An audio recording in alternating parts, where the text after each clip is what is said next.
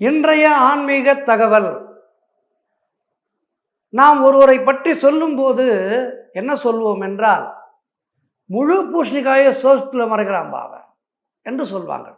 அதாவது அவன் நிறைய பொய் சொல்கிறான், எதையோ பெருசாக மறைக்கிறான் அப்படிங்கிறதுக்காக என்ன சொல்லுவாங்கன்னா, முழு பூசணிக்காயை சோத்துல மறைக்கிறான் என்று சொல்வார்கள். இந்த பழமொழிக்கான உண்மையான அர்த்தம் என்ன, இதனுடைய ஆன்மீக அர்த்தம் என்ன, அதை பற்றி தான் இன்று நாம் பார்க்க இருக்கின்றோம். ஒரு ஊரிலே ஒரு சின்ன பையன், அவனுக்கு ஆதரவு யாரும் கிடையாது, ஆதரவான யாரும் கிடையாது, அம்மா அப்பா கிடையாது, அவனை பார்த்து கொள்வதற்கு யாரும் இல்லை. அப்படிப்பட்ட வகையிலே அந்த சின்ன பையன் என்ன பண்ணுறான், அவனுக்கு வேறு வழியே தெரியல. அவர்களுடைய ஊரிலே ஒரு பூசணி தோட்டம் இருக்கின்றது. அந்த பூசணி தோட்டத்திலே இருக்கின்ற பெரிய பூசணிக்காய் இருக்குல்ல, அந்த பூசணிக்காயை அந்த ஓனருக்கு, அந்த உரிமையாளருக்கு தெரியாமல் கொண்டு போய் டெய்லி விற்று அந்த பூசணிக்காயை விற்று சாப்பிட்றான். அன்றைய நாளை ஓட்டணும்ல சின்ன பையன், அவனுக்கு எதுவும் தெரியாது. அதனால் பக்கத்து ஊர் சந்தைக்கு திட்டுத்தனமாக எடுத்துன்னு போய் விற்றுட்டு அதில் வர்ற காசை வச்சு பசியாடுறான். இப்படியே போயிட்டுருக்கு. நாளாக ஆக அவனுக்கு ஒரு வேலை கிடைக்குது. அந்த வேலை கிடைச்சி அதன் மூலம் கொஞ்சம் கொஞ்சமாக வளர்றான். ஆனால் இவன் பூசணிக்காயை விற்று சாப்பிட்டான் இல்லையா சின்ன வயசில், அது ஊர் மக்களுக்கெல்லாம் தெரிஞ்சு போச்சு. அதனால் அவனை பார்க்குறவங்க எல்லாரும் பூஷ்டிக்காய் திருடன்னு சொல்கிறாங்க. இது அவனுக்கு மனசை ரொம்ப வருத்தத்தை ஏற்படுத்துது. அவன் என்ன பண்ணுறான், நம்ம வறுமை காரணமாக செஞ்சோம், நமக்கு திருடுறதுங்கிறது நம்மளுடைய மனசில் கிடையாது. ஆனால் அன்றைய நாளிலே வறுமை, அந்த வறுமையால் நம்ம செஞ்சோம். இதுக்கு நம்ம என்ன செய்கிறது, ஊர் மக்கள்லாம் இப்படி நம்மளை ஏசுகிறாங்களே. அவன் நடுவில் கொஞ்ச நாள் ஊர்லேயே இல்லை, நல்ல வேலை கிடச்சி ஓரளவுக்கு வசதியாகி வெளியூரில் போய் வேலை பார்க்குறான், திரும்பி வரான் ஊருக்கு. நம்ம ஊர் மக்கள் எல்லாம் பார்க்கணும், நம்ம பிறந்த ஊராச்சே அப்படின்னு சொல்லிட்டு திரும்பி ஊருக்கு வரான். ஆனால் ஊர் மக்கள் எல்லாம் அவனை பார்த்து பூசணிக்காய் திருட அப்படின்னு சொல்கிறாங்க. இது ரொம்ப மனசு வருத்தத்தை ஏற்படுத்துறது அவனுக்கு. இதுக்கு என்ன பண்ணுறது, அவனுக்கு இப்போ நிறைய பணம் இருக்குது, எல்லாம் இருக்குது, எல்லா வசதியும் இருக்குது. அவனை தேடி யாராவது வந்தாலும், ஓ அந்த பூசணிக்காய் திருட வீடா, அந்த வீடு தாங்க அப்படி கை காட்டுறாங்க. இது அவனுக்கு எவ்வளோ மனசு கஷ்டமாக இருக்கும்.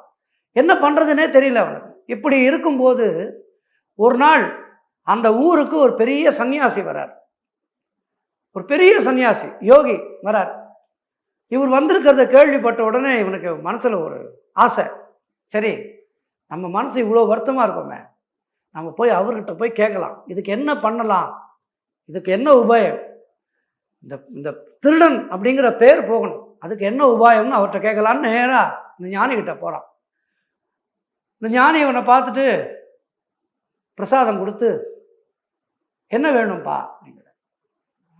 சுவாமி, நான் சின்ன வயசில் இந்த மாதிரி தப்பு பண்ணிட்டேன், சின்ன வயசில் பார்த்த தப்பு, அதுக்கப்புறம் மாறிட்டேன், சின்ன வயசுலேயே நான் மாறிட்டேன், அதுக்கப்புறம் எனக்கு வேலை கிடச்சிது, அதுக்கப்புறம் அந்த வேலையை வச்சுன்னு பெரிய லெவலில் உயர்ந்து நல்லா சம்பாதிச்சு இன்றைக்கி நல்லா இருக்கேன்.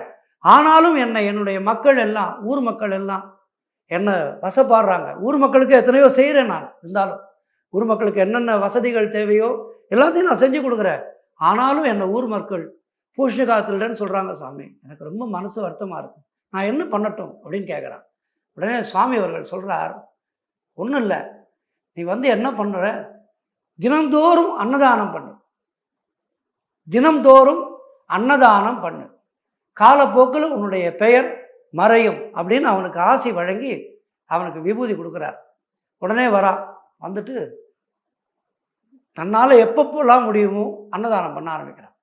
இந்த அன்னதானம் பண்ண ஆரம்பித்த உடனே அவனுடைய பெயர் என்ன ஆகுதுன்னா, அவனை தேடி யாருன்னா ஊர் மக்கள் வர்றாங்கன்னா, யாராவது வெளியூர்லேருந்து அவனை தேடி வராங்கன்னா, ஓ டெய்லி சாப்பாடு போடுறாரு, அவர் வீடு அங்கே இருக்குங்க என்று இப்படி மக்கள் என்ன பண்ணுறாங்க, அவன் அனுதினமும் அன்னதானம் போட போட போட போட அவனுடைய சின்ன வயதிலே அவன் செய்த அந்த பாவம், பூசணிக்காயை திருடுவது என்றாலும் அதுவும் பாவம்தான், திருடுதல் என்பதே பாவம், அடுத்தவர்களுடைய பொருளை அபகரிப்பது என்பது மகா பாவம்.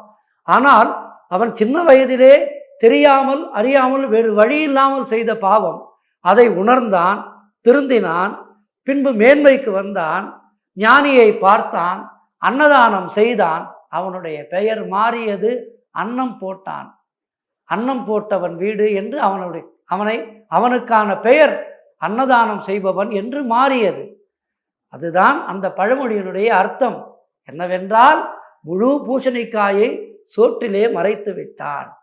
பூசணிக்காய் திருடி அவன் செய்த பாவமானது அவனுடைய பெயர் கெட்டு போனது.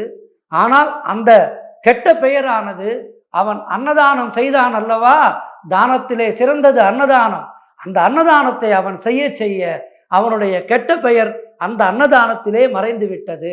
இதுதான் முழு பூசணிக்காயை சோற்றில் மறைத்தான் என்பதற்கான அர்த்தம். இனி நாம் அன்னதானம் நம்மால் முடிந்த அளவு செய்வோம். நாம் ஏதேனும் பாவங்கள் செய்திருந்தாலும் அந்த பாவங்கள் அதிலே மறையும்.